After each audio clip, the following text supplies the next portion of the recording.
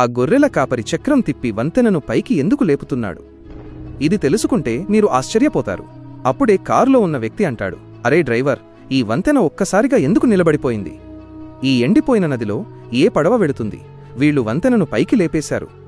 కాని ఆ నల్లచొక్కా వేసుకున్న వ్యక్తి వంతెనను పైకి లేపేశాడని వాళ్లకు తెలియదు.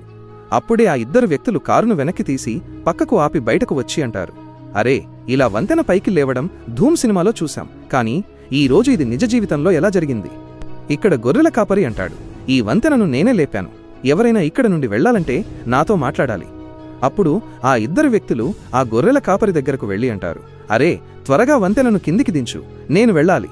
కాని అతను వంతెనను కిందికి దించడానికి 10,000 రూపాయలు పడుతుందని అంటాడు.